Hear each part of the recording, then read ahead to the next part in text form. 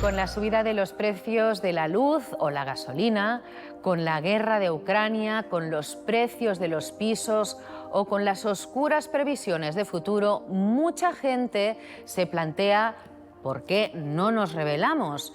Es precisamente el contenido del nuevo libro que va a publicar el pensador y artista plástico Jorge de los Santos. Bienvenido, Jorge. Bien hallada, Monse. ¿Qué significa este concepto de rebelión? Yo creo que básicamente la rebelión implica la voluntad de alterar una inercia, o sea, algo que viene de manera inercial, pues cambiarlo, modificarlo.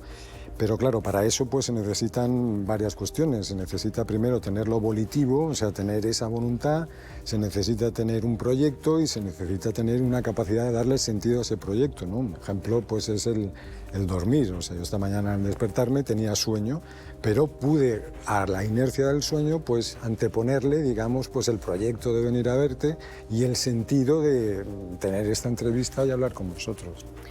En estos tiempos que corren, ¿contra qué deberíamos rebelarnos?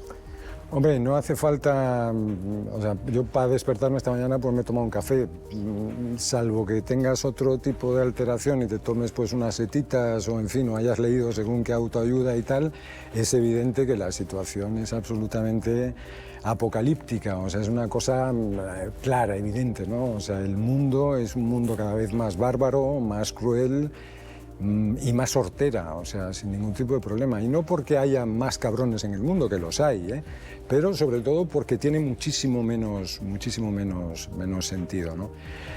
Está alterado, digamos, todos los planos de la existencia. O sea, hay una alteración, digamos, en lo que es la natura, en el sentido de la physis griega, o sea, lo que permite la emergencia de las cosas que se dan al ser.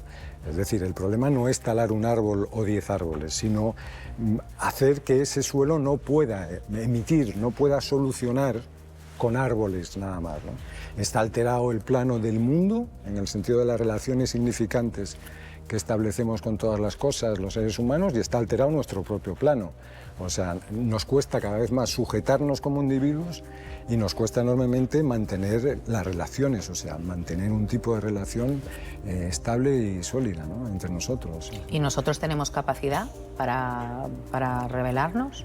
Mira, yo recuerdo, Monse, una noticia que creo que es de 2016, una señora belga, de mediana edad, 60 años o algo así, que tenía que ir a recoger a un pariente, a un amigo suyo, a la estación de Amberes, creo recordar, entonces a una distancia de media hora.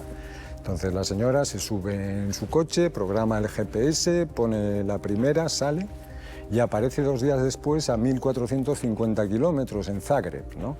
Ella había seguido perfectamente, es una noticia que se tomó a cachondeo, pero que yo creo que explica mucho de nosotros, ¿no? Ella había seguido perfectamente las indicaciones del sistema predictivo del GPS, ¿no? Había realizado muchas acciones, o sea, había cambiado de marcha, se había mantenido en carril, había tenido un percance automovilístico con alguien que no entendía en qué idioma hablaba, había dormido en su coche. Pero cuando la policía le pregunta, bueno, ¿qué ha pasado? Dice, no sé, estaba distraída, ¿no? O sea, ella realizaba acciones, pero no tenía conciencia de esas acciones. O sea, en cierta medida, ella había desaparecido, ¿no? Esto es algo que en gran medida nos sucede a todos. O sea, hacemos cosas, pero no sabemos por qué las hacemos. O sea, hemos perdido la capacidad de darle sentido a estas cosas, ¿no? Y yo creo que es básicamente porque hay 2 imposibilidades fundamentales hoy en día para conseguir esa rebelión, para conseguir alterar una inercia que nos domina. Primero, eso trascendente de que hay algo, hay un movimiento inercial que opera en nosotros y a través de nosotros, pero sobre el que no tenemos dominio, y en segundo caso porque hemos cambiado, o sea, hemos ido paulatinamente cambiando y perdiendo la propiedad de nosotros mismos. Y centrándonos en la primera de estas imposibilidades, ¿realmente es tanto el cambio que está operando en nosotros? Sí, el cambio es muy significativo. Esta enfermedad, digamos, esta enfermedad degenerativa que se muestra ya en sus síntomas terminales, eso es algo que la filosofía tiene como principio desde hace mucho tiempo, o sea, que lo detectó hace mucho tiempo. Quizá Nietzsche pues, se podría utilizar, digamos, como como el patrón, ¿no?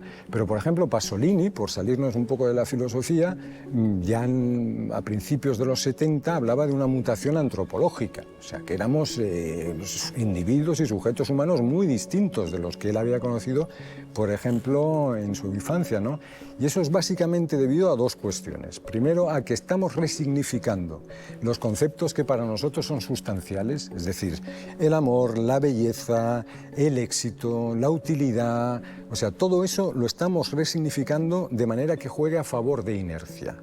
Y en segundo lugar, aparte de esa resignificación o derivado de esa resignificación, es que estamos entronizando, colocando en puestos de poder a estructuras psíquicas que hasta ahora simplemente pues, pululaban por allí, estructuras psíquicas del tipo narcisista, del tipo psicópata, del tipo histérico, es decir, idiotas en su amplísimo espectro. Estos están ocupando unas posiciones de poder, de dominio y de guionizar el tema, que hace que verdaderamente la cosa sea compleja, ¿no? Y complicado de alterar. Hablando de significaciones, ¿qué significado le das exactamente a inercia? Mira, el concepto de inercia, bueno, es el que es, o sea, ahí habría poco que hablar. Yo aquí recomendaría los trabajos, y especialmente uno que se titula Tierra y Destino, de un buen amigo y además alguien que habéis tenido en el programa alguna vez, que es Luis Sáez Rueda, ¿no? O sea, es para mí uno de los pensadores, digamos, más sólidos y más profundos. Es ontólogo, o sea, está en la materia dura de la filosofía, ¿no? Él analiza el tema este de la enfermedad en un libro anterior que se llama El ocaso de Occidente, pero en este último habla de la inercia como de tres fuerzas ciegas que se entrelazan entre ellas. Una de esas fuerzas ciegas es la razón instrumental, es decir, el saber hacer las cosas pero no saber por qué las haces, por ejemplo. Otro es el espíritu de cálculo, o sea, el querer someter todo lo indisponible a disponibilidad, o sea, que todo esté a mano, creer que el mundo es reducible a algo que nosotros podemos imitar a través del cálculo. Y el tercero del que él habla es el capitalismo. Yo en realidad pienso que los dos primeros están sintetizados en el concepto que Heidegger utilizaba del Gesell, o sea, de lo disponible. El creer que el mundo es algo que se ha puesto a nuestra disposición y que podemos hacer cualquier cosa que sea para conseguir un beneficio inmediato, ¿no? El segundo punto que yo creo, la segunda cuerda que se trenza en esa inercia que nos sobrepasa, creo que es el nihilismo.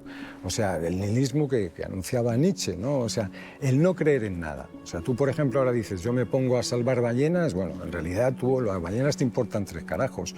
O sea, tú lo que quieres es poner en valor a ti salvando ballenas, ¿sabes? O sea, es otra forma de idiotez también. Yo creo que esas dos. Y el capitalismo es un poco una resultante, o sea, algo que puede crecer, una solución, un engendro en ese terreno tan infértil, en ese páramo desértico, ¿no? Que está, o sea, que provoca esa inercia. Claro, para rebelarse se supone que tienes que conocer contra qué te rebelas, en este caso el mundo. ¿Crees que lo conocemos? Hoy en día el mundo es incomprensible, pero es incomprensible para ti, Montse, es incomprensible para mí y es incomprensible para Zuckerberg. O sea, para los que sacan rendimiento económico y se colocan en la cúspide, digamos, sigue siendo incomprensible. O sea, es imposible. Hay dos factores, yo creo, fundamentales. Uno de ellos lo destaca el filósofo Rosa, Hartmut Rosa, ¿no? Que es la aceleración, y otro es la abstracción. O sea, se está volviendo de una manera tan acelerada y tan abstracto que es como querer, por ejemplo, pues no sé, el saber tú cuál es tu vestuario, tu armario, mirando cuando estás lavando la ropa, centrifugando a 1200 revoluciones por minuto. Tú ahí miras. Naturalmente no distingues el jersey rojo de las bragas verdes, o sea, tú solo ves una mancha que además te parece que es estática o que está rodando al revés, ¿no? O sea, la capacidad de recepción se ve alterada, o sea, no nos da la cabeza, no nos caben las manos el poder percibir lo que está sucediendo. Ahora mismo no podemos. Brevemente, bueno, según tú, de momento no podemos hacer nada. ¿Qué quedaría bajo nuestro dominio?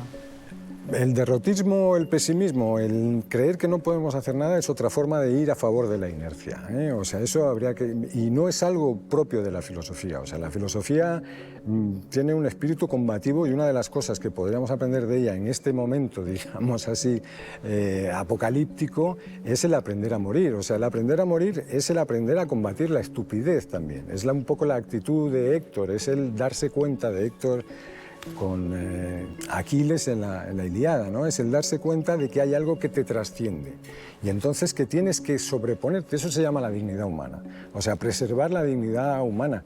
Y desde luego, pues igual que tenemos que preservar la dignidad humana, tenemos que estar pendientes de que si esa inercia que está fuera de nuestro dominio muta, cambia, produce otro tipo de soluciones, poder percibirlas, ¿no? Que no nos pase, como decía San Juan en el Apocalipsis, de la luz brilló en las tinieblas, pero las tinieblas no la comprendieron. A ver si lo comprendemos. Muchísimas gracias. Nada, tío.